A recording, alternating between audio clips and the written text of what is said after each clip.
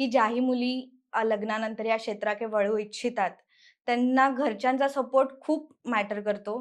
कारण की लग्नानंतर ज्या एक्स्ट्रा जबाबदाऱ्या येतात, ज्या लग्नाआधी नसतात मुलींकडे.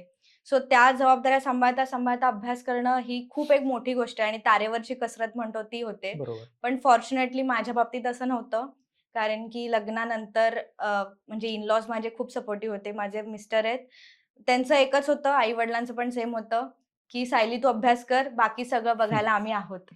सो तो बरं. एक स्ट्राँगेस्ट सपोर्ट आपण म्हणतो, की ही लढाई फक्त अभ्यासात नाही असं मला वाटतं. बरोबर. तुम्ही मेंटली तेवढंच स्ट्राँग पाहिजे. तुमचा सपोर्ट तेवढा स्ट्राँग पाहिजे. एकही बाजू जर का थोडी म्हणजे वीक निघाली, तरी तो एक इम्पॅक्ट अभ्यासावर पडतो. असं काहीच माझ्या बाबतीत झालं नाही. त्यामुळे मी ह्या माध्यमातून माझे आई-वडील, माझे इन-लॉज, माझी बहीण, माझ्या सासरचे सगळे त्यांना मी म्हणते, की तुमच्या सपोर्टमुळेच मी आज इथे आहे. आणि एक गोष्ट सांगायची आहे, की आपण जेव्हा अभ्यास करतो, तेव्हा आपल्याला माहीत नसतं ॲक्चुअली, की आपल्यासाठी किती लोकं झटतायत आणि बरोबर. किती लोकं आपल्यासाठी काम करतायत, प्रे करतायत.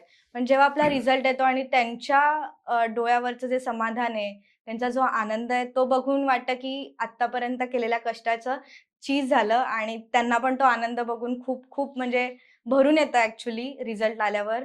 सो त्याच्यासाठी मी म्हणते, की तुम्ही मुलींना सपोर्ट करा, मुलींना शिकवा.